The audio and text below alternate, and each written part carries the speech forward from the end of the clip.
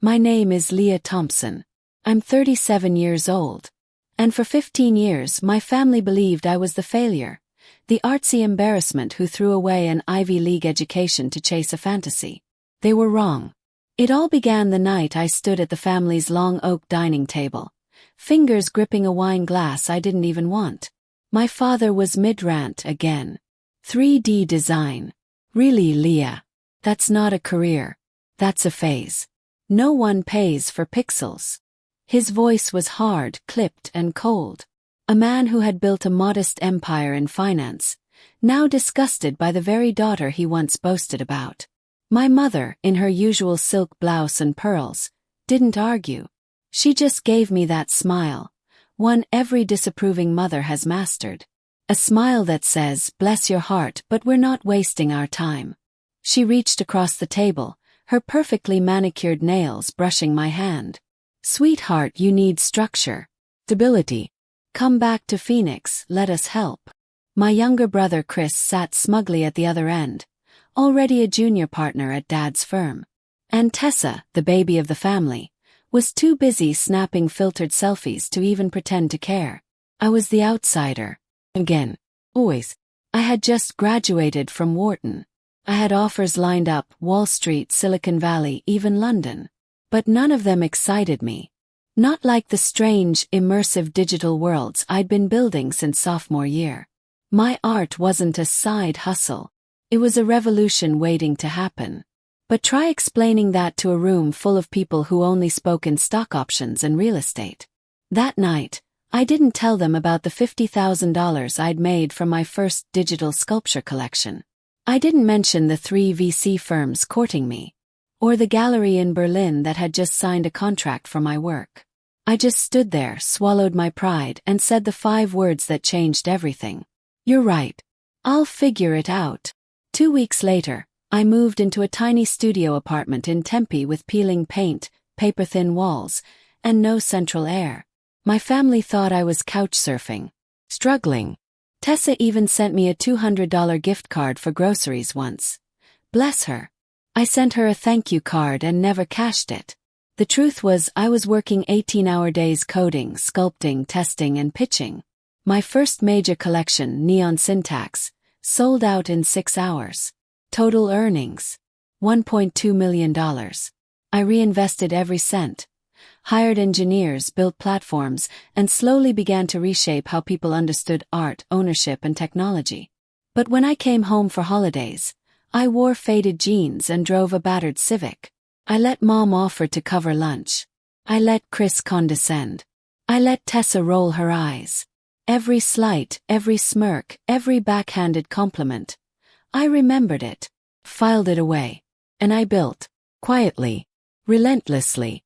Year 1, $10 million net worth. Year 3, $100 million.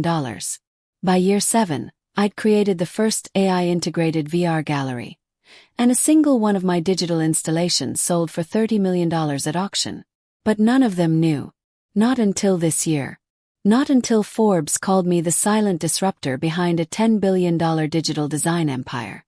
And now, here I was, standing in my penthouse in Scottsdale, holding an unopened invitation to the annual Thompson family reunion. The same reunion I'd skipped for the last 8 years. The same one where, I'm sure, they still gossiped about poor Leah and her weird internet thing. I looked out over the desert skyline, my fingers curled around a glass of perfectly chilled wine. My phone buzzed. Text from Chris. "CNBC just called. You. Billionaire. What the hell is happening, Leah?" I didn't respond. Instead, I turned to Samantha, my assistant. "Is the jet ready?" "Yes, Miss Thompson. The Gulfstream is fueled. Rolls-Royces are on standby. Venue confirmed. And the NDAs. All signed." I nodded, calm and steady. "Then let's remind them who Leah Thompson really is." The morning sun was barely peeking over the horizon when I stepped into the private elevator that descended from my penthouse directly to the rooftop helipad. My black silk blazer clung to me like armor, every button a statement, every step a reminder that I had earned this. I boarded the chopper without a word. Samantha followed, clutching the itinerary, her tablet already buzzing with incoming calls from media outlets, investors and PR firms. The Forbes article had dropped 2 hours ago and was already trending on Twitter and LinkedIn. Leah Thompson, the invisible daughter. Now America's youngest female tech billionaire. My inbox had exploded with messages. TED Talk invites, Ivy League panels, tech summits. People who used to mock the idea of digital sculpture were now lining up to partner. But I wasn't heading to a press tour. I was going to the one battlefield that mattered. The family reunion. For years I had dreamed of this moment. Not for revenge, not really. Not even to rub it in their faces.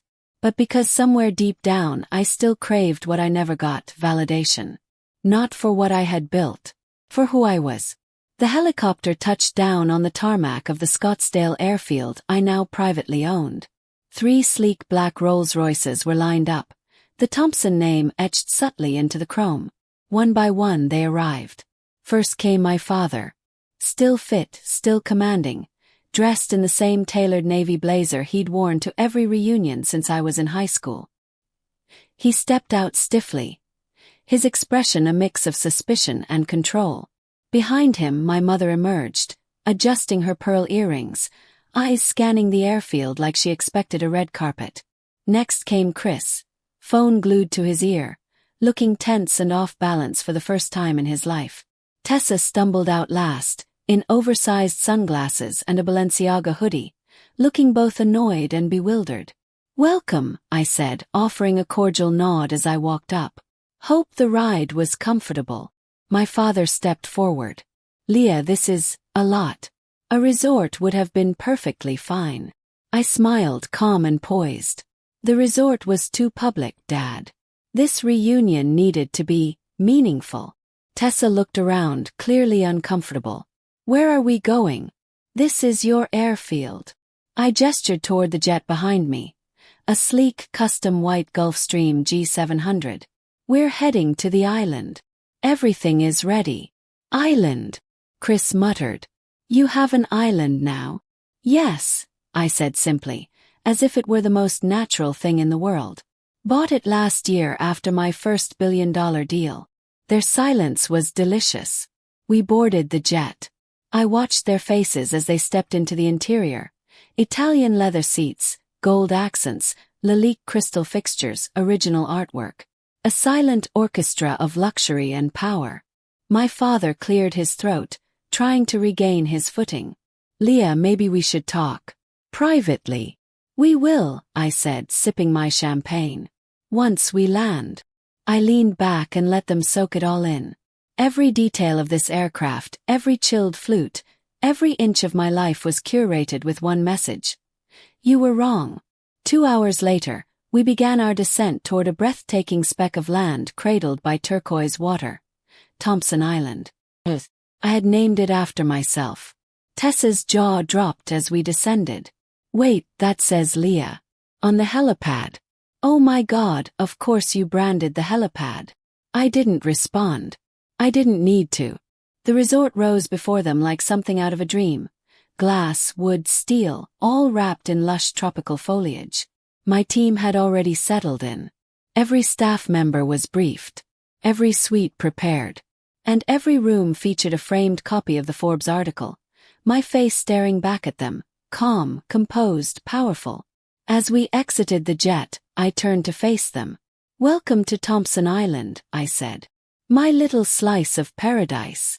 Chris looked like he wanted to be swallowed by the tarmac. My mother's lips parted, stunned. And my father.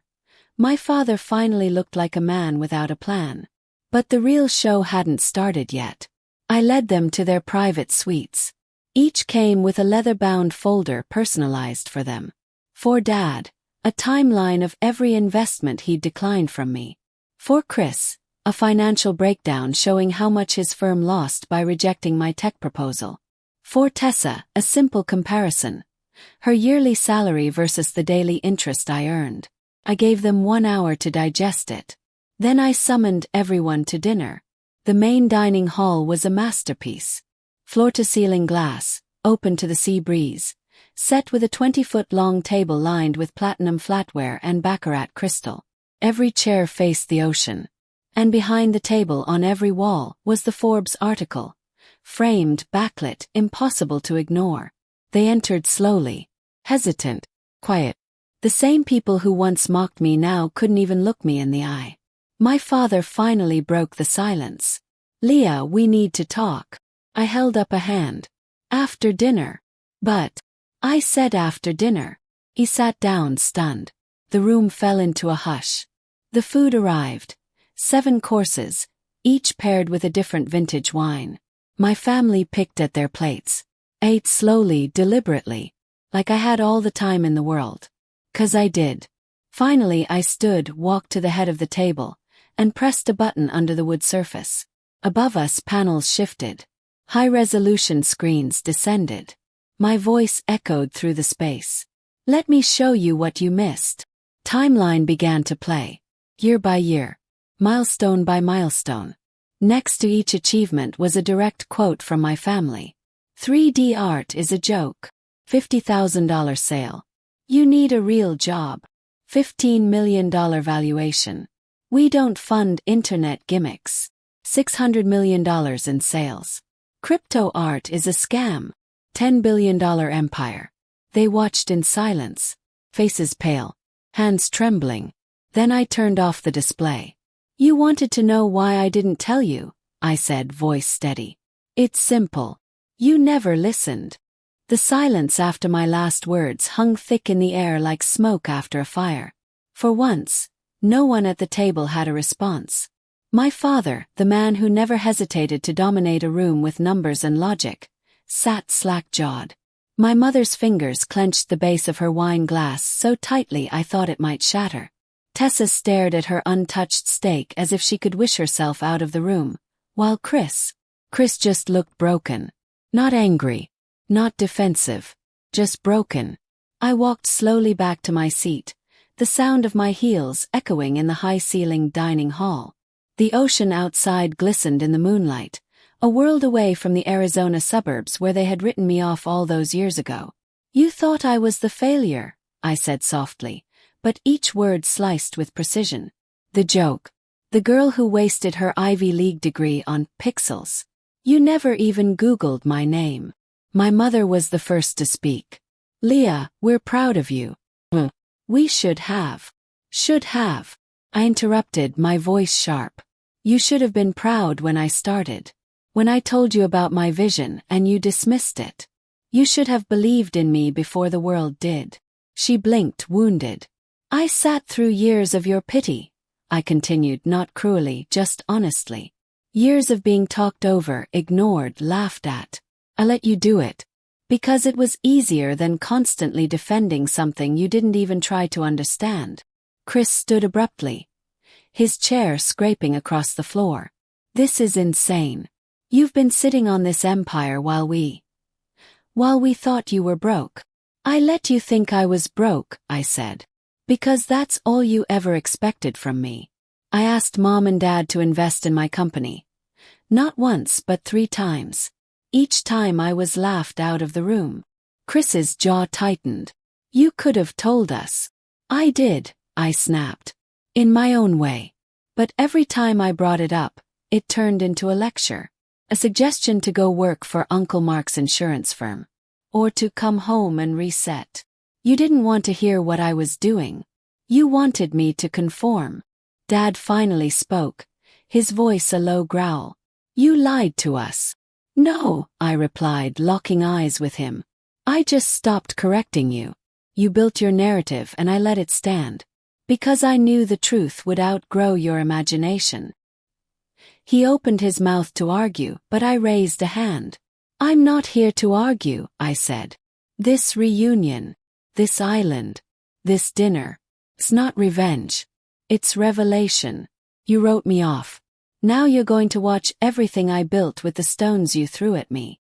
The room fell silent again, and this time no one tried to break it. I stood and gestured toward the exit. "Your rooms are prepared. There's more for each of you to see. Tomorrow I'll give you the full tour. But tonight, rest, think. Digest everything you just learned. Because this is only the beginning. I turned and left the dining hall, not looking back.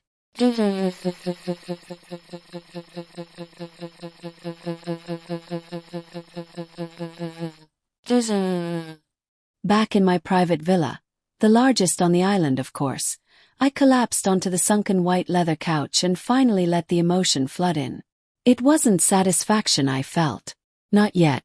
It was something more raw, complex. A strange blend of grief, validation, and an ache I couldn't name. I thought back to the first time I lied. Really lied. I was 23. My digital gallery had just sold its second full collection to a private collector in Tokyo for nearly $200,000. And yet, that same week, I showed up to Thanksgiving in thrift store boots and a scarf I'd purposely frayed to look worn. Mom offered to pay for my gas that night. Let her. Just to keep the illusion alive. Why? Because I didn't want to fight. I didn't want to beg them to believe in something they were never capable of understanding. But here's the truth no one tells you. Being right doesn't heal the wounds. Just exposes them more clearly. Samantha knocked once, then stepped inside. The media requests are piling up, she said. But I flagged the top tier for tomorrow. Also, your father left a note in your suite. I raised an eyebrow. Already? She nodded.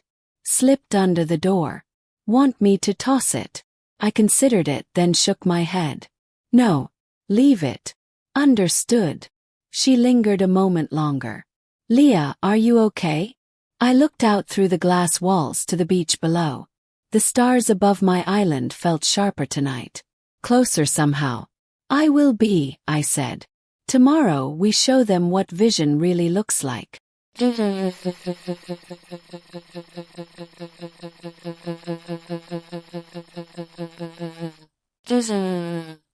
next morning, the island was bathed in gold. Waves curled lazily onto white sand. Palm trees danced in the warm breeze. And my family stood awkwardly on the main terrace, sipping coffee from mugs that cost more than their monthly car payments. I joined them wearing a crisp white suit, sunglasses perched on my head, and a calm smile on my face. Ready for the tour? Yes. They nodded, still too stunned to speak. We walked the paths I had designed myself, each curve deliberate, each detail intentional. They saw the media studios where my immersive galleries were developed, the innovation labs, the performance domes, and finally the museum wing, where each piece was accompanied by its sale value, its investor history, and a quote from someone in this very family who had once ridiculed it. Dad paused at a digital canvas that had fetched $2.3 million. This is what you made, he asked, barely whispering. This is what I believed in, I corrected. Mom stood before an interactive sculpture, one of my earliest, and reached out with trembling fingers. We missed all of this. No, I said. You chose to miss it. I turned to face them all. You don't have to understand what I do. But you will respect what I've built. They nodded slowly. No more interruptions. No more lectures. Respect had finally arrived. And it was long overdue. That afternoon we gathered again, this time in the open-air pavilion overlooking the southern cliffs of the island. Below, the ocean stretched endlessly, sapphire and wild. I had arranged a casual lunch, but nothing here was ever truly casual. Linen-draped tables. Waitstaff in sleek uniforms. Background music from a live violinist flown in from Vienna the night before. I didn't do any of this to show off. I did it to make a point. Vision matters. Taste matters. Effort matters. And so does being underestimated. My family sat in stunned silence for most of the meal. The only sounds were the rustle of napkins, the clink of crystal, and the ocean wind. It wasn't until the dessert course that my father finally cleared his throat and said, "You made your point." I looked up from my espresso, steady. "Did I?" He nodded, almost reluctant. "You've built something extraordinary. I won't deny that anymore." My heart didn't race. I didn't feel triumphant.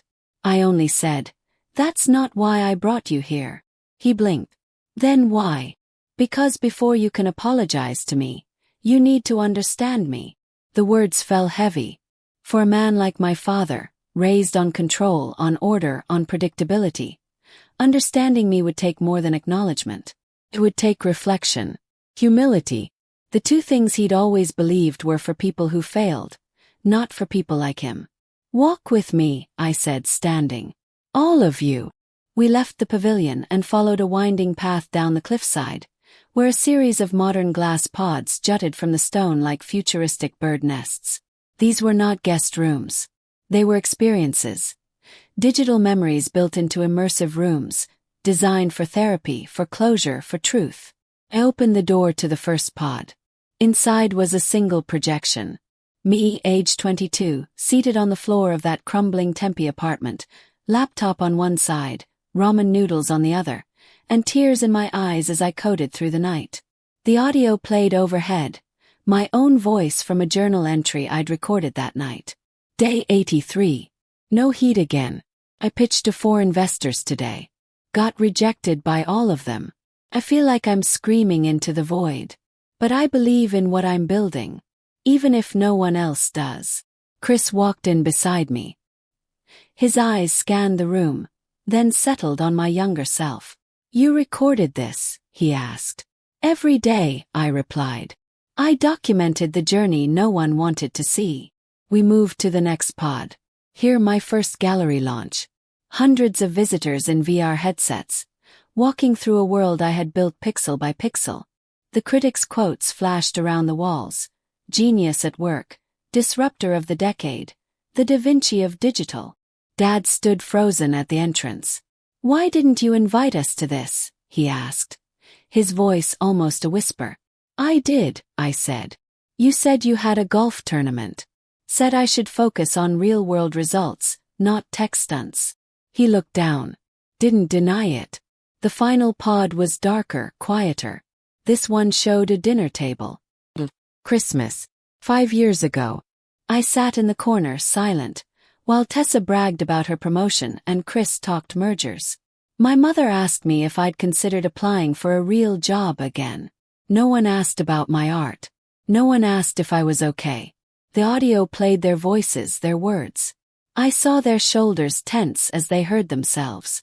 I brought you here, I said quietly, because you need to understand that I didn't disappear for 15 years out of spite.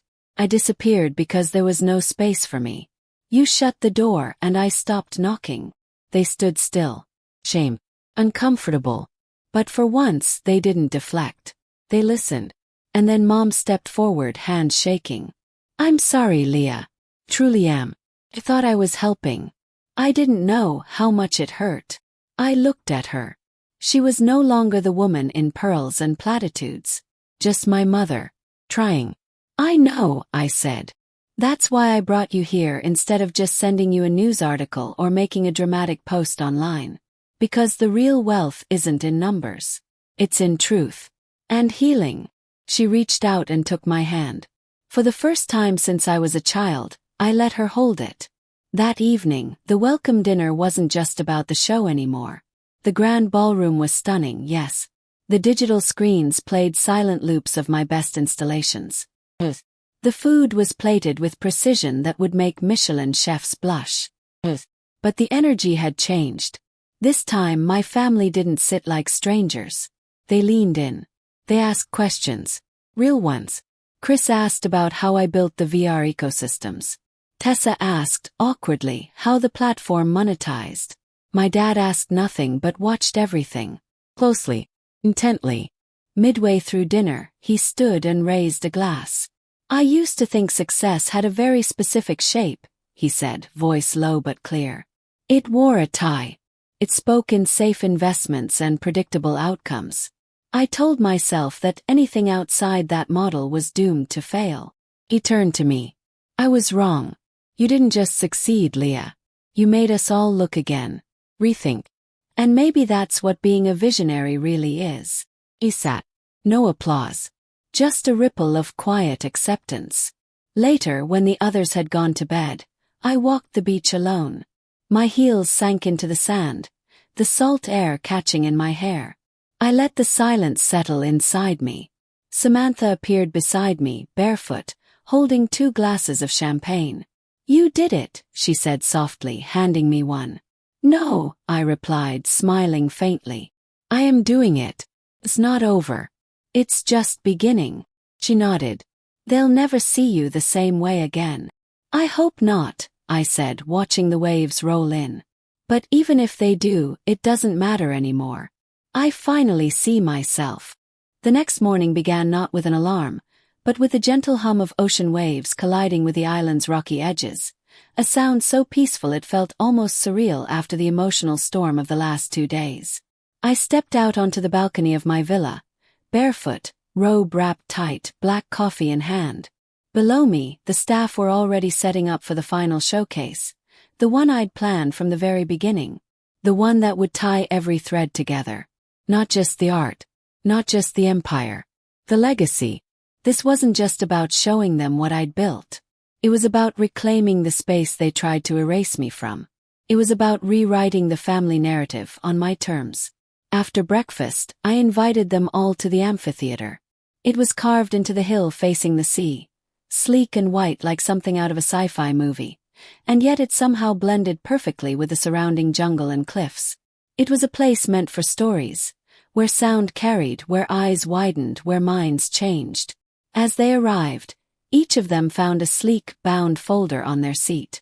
Inside were documents they weren't expecting. I stepped onto the stage. No microphone. I didn't need one. "What you're holding," I began, "is your second chance." They looked down, confused. "My company, Thompson Interactive, is expanding. Globally. The next platform will redefine how human connection works in digital spaces. I've created a limited partner program. I want you to be part of it." Chris opened his folder first. Inside was an invitation to manage a new financial architecture we were building. Something bold, uncharted. "You're offering me a job?" he asked, eyes wide. Smiled. "I'm offering you a stake. Quiddy. If you're willing to unlearn some things." He sat back, stunned. Tessa's folder included a partnership proposal, an opportunity to lead content strategy for a lifestyle arm of the brand I was developing. "You want me to be the face of something you built?" she asked cautiously. "No," I said. "I want you to use your skills for something meaningful, instead of Instagram bragging and brunch photos. You've got the reach. Let's give it purpose." And my father, his folder was the thickest. Inside were legal briefs, charts, an evaluation model for a merger I had proposed to his longtime rival, Martin Delgado. It included a clause that offered my father a way to integrate his firm with our global network, if he was ready to evolve. "You can be part of this," I said, looking him in the eye. "Or you can watch it happen from the sidelines, like you've done for the last 15 years. He didn't speak. Not at first. Then slowly he said, "You're offering us a seat at the table you built?" "Yes," I said. "Because I don't believe in holding grudges forever. But I do believe in earning your way back in." My mother wiped a tear. "No makeup today. No pearls. Just raw honesty. You still want us. Even after everything." I walked down from the stage, stopping in front of her. "I always wanted you," I said. "I just wanted you to want me too. Not the version of me that fit your plans. The real me." She reached out and hugged me. For once, it didn't feel like a performance. That night, we gathered one final time for the farewell gala. This wasn't just a celebration, it was a resurrection. Every wall displayed moments from my journey. The setbacks, the triumphs, the headlines, the silence, and then the roar. I stood in the center of the ballroom, surrounded by the same people who once called me a disappointment. Now they looked at me with something else, something new. Respect. My father approached near the end of the night, a tumbler of scotch in his hand. "I was wrong," he said quietly. "Not just about your business. About you. I was too proud to admit that I didn't understand your world. And instead of asking, I dismissed it. I dismissed you."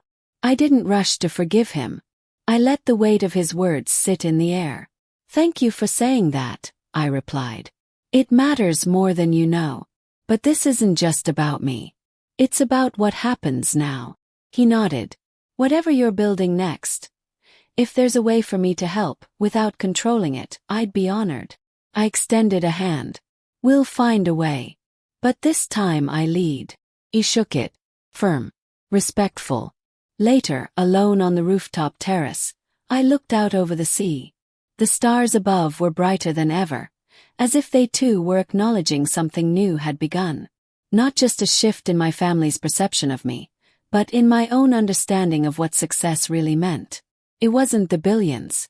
It wasn't the headlines. It was this, being seen. Finally. Fully. The next morning I rose before the sun. Not out of habit but instinct. After the gala, after the reconciliations, after the applause and toasts, something inside me still hadn't settled. There was one more thing I had to do before the reunion came to its final close. I stood barefoot on the shoreline, the cool waves licking at my toes, the sky a watercolor wash of gold and lavender. For the first time in 15 years I felt weightless. But also exposed. This island, this empire, this truth. I'd built it in silence. Now it was loud. Now they all knew. Behind me, I heard light footsteps approaching. I turned to see Tessa, hair pulled into a messy bun, wearing a robe, no makeup, no posing. It was her. Real. She joined me quietly, and for a long moment we stood together, watching the sea breathe in and out. You know, she finally said, I used to laugh at you. I didn't flinch. I know. I thought you were delusional, playing with code and colors while the rest of us grew up. And now, she swallowed. Now I realize I didn't understand you, so I made fun of you. Because it was easier than asking questions. That's how most people handle what they don't understand. She turned to face me, vulnerability all over her face. But I wasn't most people. I was your sister. I should have asked. Should have been curious instead of cruel. It wasn't easy to hear. But it was necessary. He nodded. Thank you for saying that. She looked back at the water. You know, I used to think being the most polished meant being the most powerful. That a sharp outfit, a perfect Instagram feed, and a title made me untouchable. I smiled faintly. And now I know power doesn't wear heels and filter its selfies. Sometimes it wears jeans and drives a Civic to Christmas dinner. We both laughed. Then softly she asked, Do you forgive me? The wind blew through us. I turned to her fully. I forgive the girl you were. Because I can see the woman you're becoming. Tears welled in her eyes. She nodded, grateful. We hugged, no cameras, no audience. Just two sisters finally seeing each other clearly. Later that day we gathered one last time. On the airstrip, ready to return to the world they all thought they understood until now. Everyone looked different. Not outwardly. Still the designer clothes, the rigid posture, the rehearsed grace. But something deeper had shifted. Quiet reverence. A recalibration of identity. Before they boarded the jet, my father pulled me aside. I won't pretend I understand everything you do, he said. But I do understand what I almost lost. You didn't lose me, I replied. You just never really saw me. He nodded. Well, I see you now. Loud and clear. Then he added. And for what it's worth, you make me proud. Genuinely. That almost broke me. Thank you, I whispered, unable to say more. He boarded the plane. Mom was next. She hugged me tightly, whispered something I didn't catch, and wiped her eyes before turning to the steps. Chris gave me a nod that felt like a handshake between equals. Tessa blew me a kiss. And just like that, the jet lifted off, slicing through the blue and disappearing into the clouds. I stood alone on the tarmac, the wind tugging at my hair. And for the first time in over a decade, I felt no bitterness, no anger, no ache. Just peace. I returned to the villa, passed through the silent hallways, and entered the master suite. The sunlight filtered in through the massive glass wall, warming the marble floors. On the table near the fireplace sat the framed note my father had left 2 nights ago. I was wrong. Not just about your business. About everything. You didn't just succeed, you changed the game. I'm sorry I didn't see it sooner. Beside it, I'd placed a second frame. The receipt for my first digital art sale. $50,000. A number they'd all once scoffed at. Now, it was the seed that bloomed into an empire. I ran my fingers across the glass of both frames. Not trophies, just truth. The quiet kind that doesn't need to shout. Then I picked up my tablet. A new press release was waiting for approval. Thompson Interactive to launch Immersa, a new virtual platform for global storytelling. Underneath, a headline mock-up. Leah Thompson's vision reshapes the future again. I tapped approve. The future was coming. And this time no one would ignore me. 2 weeks had passed since the reunion. Since the jet lifted off from Thompson Island, carrying my family back to the lives they'd crafted without me. But nothing was the same anymore. Not for them. And not for me. In the days following, the media frenzy hit full force.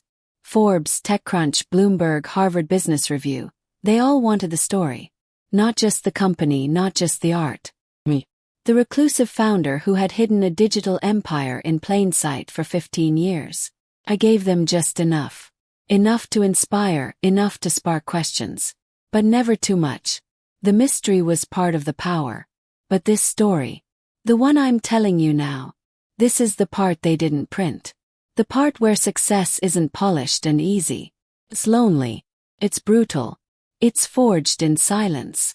And sometimes it starts with being left behind. That's how this all began. I remember being 22. Sitting on the curb outside my family's Phoenix estate. Uber app open, suitcase in hand.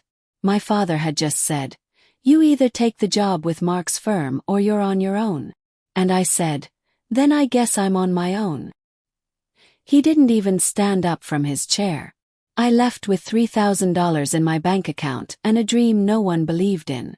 I cried half the way to Tempe. Not because I was scared, but because I already knew I couldn't come back. The studio apartment I found smelled like mildew and despair. I showered in flip-flops for 6 months and ate canned soup 5 nights a week.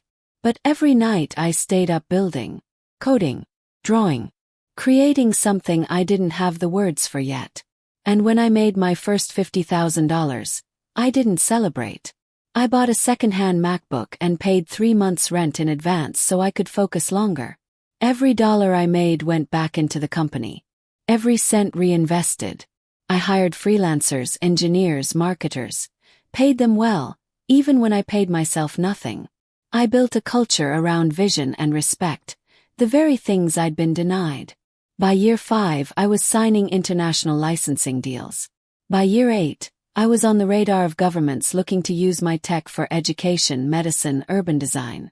By year 10, I was already richer than my entire extended family combined. But still I said nothing. Why? Because I knew success wasn't loud. It was undeniable. After the reunion, something strange began happening. Chris emailed me a full proposal for financial integration. It was good, thoughtful, flexible. He even titled it, "Learning from My Sister." I signed it. Tessa launched the content strategy arm of Thompson Interactive's new lifestyle brand. Her first post went viral. "How I almost lost the smartest woman I know, my sister." Mom started sending me old photos.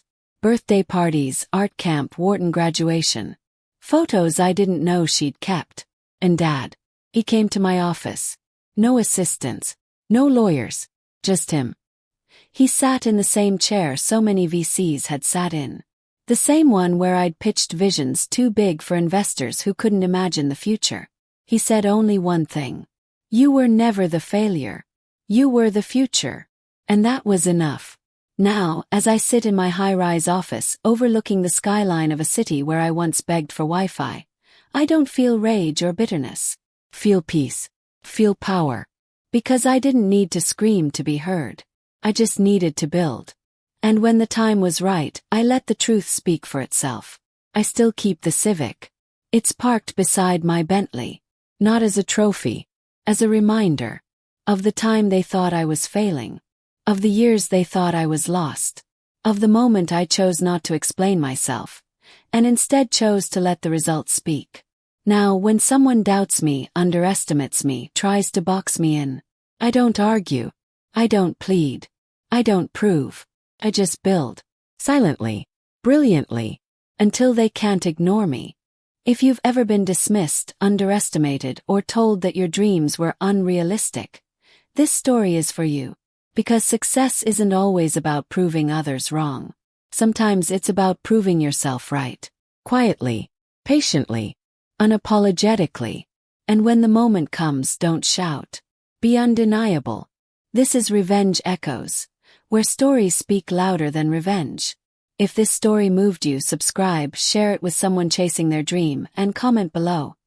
What dream are you unwilling to give up on? We're listening.